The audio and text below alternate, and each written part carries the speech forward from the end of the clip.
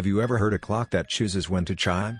Ethan thought his grandma's old cuckoo clock was just broken. Until every time it rang, someone in his family saw the same dark figure standing by their bed. Have you ever owned something that didn't feel like it belonged to you, even though it should? For Ethan, it was his grandmother's old cuckoo clock. After her funeral, it was all he had left to remember her by. But he would soon learn that some memories refused to stay silent. When Grandma passed, Ethan's parents cleaned her house in silence. Dust, old photos, faded furniture. But in the corner of the living room stood that clock, a tall, carved wooden thing with brass hands and a little bird door at the top. His mom said, she used to say it's been in the family for generations. So Ethan took it home. Hung it on his bedroom wall.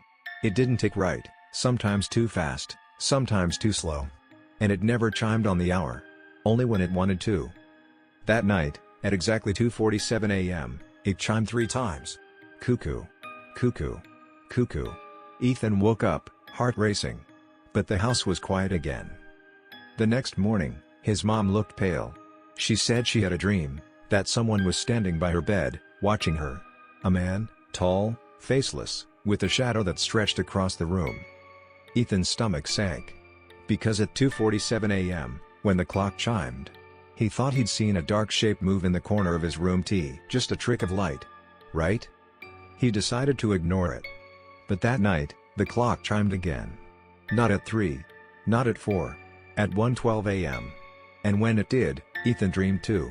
He was in his grandmother's living room. The clock was there, ticking faster and faster. And beside it stood the same tall, faceless figure. When he woke up, the clock's pendulum had stopped completely. Days passed. Everyone in the family started having the same dream. His dad saw the man too, always standing near the foot of the bed, always silent. No matter where the clock was kept, the nightmares followed. Ethan tried taking the batteries out, the clock still ticked. He tried locking it in the basement, it still chimed. And every time it did, another dream, another visit. Finally, Ethan went to his grandmother's old house, hoping to find answers. He found her diary, hidden behind a loose break in the wall.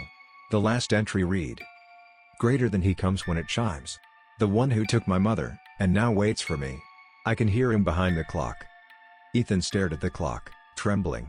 There was something behind the wooden panel, faint scratching sounds. He pried it open with a screwdriver.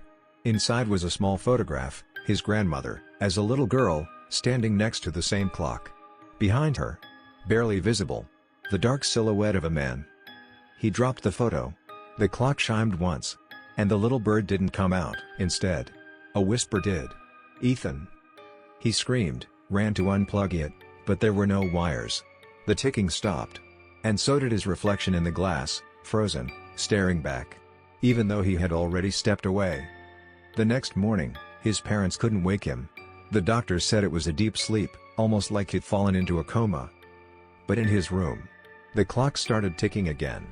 Slowly. And at exactly 2:47 a.m., it chimed 3 times. Cuckoo. Cuckoo. Cuckoo. Then the pendulum stopped. And if you listen closely, you can still hear it ticking, waiting for the next name in the family. What would you do if that clock was yours? Comment below, and if you want more nightmare stories like this one, hit that subscribe button. Before the next chime.